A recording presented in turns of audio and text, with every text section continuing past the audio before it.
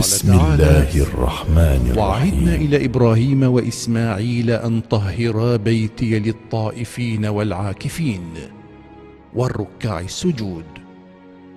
وقال عز من قائل: ولا تباشروهن وأنتم عاكفون في المساجد. بسم اللہ الرحمن الرحیم۔ اعتکاف کا مطلب کیا ہوا؟ یعنی انسان عبادت کی غرض سے کم 3 دن مسجد میں رہے حالت روزہ میں۔ میں نے آپ کو بیان کیا اعتکاف کا کوئی وقت معین نہیں ہے، کسی مہینے میں آپ اعتکاف کر سکتے ہیں، لیکن ماہ رمضان میں اس کی فضیلت بہت زیادہ ہے، خصوصاً آخری عشرے میں، یعنی 21 رمضان کے بعد 21 رمضان سے لے کر آخر ماہ رمضان تک بہت زیادہ ثواب ہے کہ آپ ان دنوں میں سے کسی 3 دن میں اعتکاف کر لیں۔ لیکن تو مسجد سے خارج ہونا جائز نہیں ہے۔ اب اگر مگر یہ کوئی عذر ہے، کوئی پریشانی ہے، کوئی مشکل، تو مسجد سے باہر نکل سکتے ہیں۔ اب اگر کوئی انسان مسجد سے باہر نکلا کسی عذر کی بنا پر، کسی پریشانی کی بنا پر، اور تو ایسے راستے سے جائے گا جو راستہ چھوٹا ہے۔ مثال کے طور پر وہ تشییع جنازہ کے لیے، جنازے میں شرکت کرنے کے لیے مسجد سے باہر نکلا ہے اور 2 راستے ہیں، تو اب اس صورت میں کیا ہے، چھوٹے راستے سے جائے گا اگر میت کو دفن کرنا مقصد ہے اس کا۔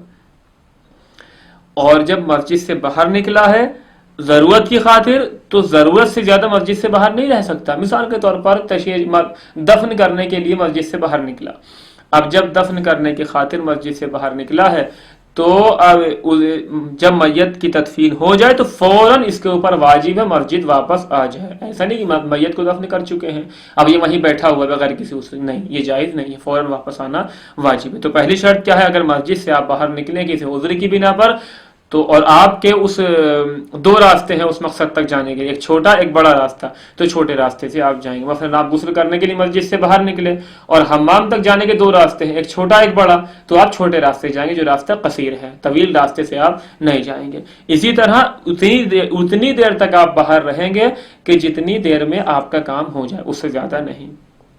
لیکن ہاں، اگر ضرورت کی خاطر آپ مسجد سے باہر نکلے، مثال کے طور پر تشییع جنازہ کے لیے، میت کو تدفین میں شرکت کرنے کے لیے آپ مسجد سے باہر نکلے، جب آپ مسجد سے باہر نکلے، نکلنا تو جائز تھا آپ کے لیے، لیکن آپ کو مجبوری کے تحت بہت زیادہ دیر تک مسجد سے باہر رہنا پڑ گیا۔ مثلا میت کو دفن کرنے وقت لگ گیا اور آپ بھی باہر رہے مسجد سے باہر، یہاں تک کہ اب عرف میں کہا جانے لگا کہ آپ اعتکاف نہیں کر رہے، یعنی وہ جو حالت ہوتی ہے انسان کی، اب گویا کہ آپ کو اعتکاف والا نہیں گا کہ آپ معتکف نہیں ہیں گویا کہ، تب اس صورت میں اعتکاف آپ کا باطل ہو جائے گا، اگرچہ آپ ضرورت کی خاطر باہر نکلے سے مسجد سے، لیکن چونکہ بہت زیادہ باہر رہ لیے اب اعتکاف باطل ہے۔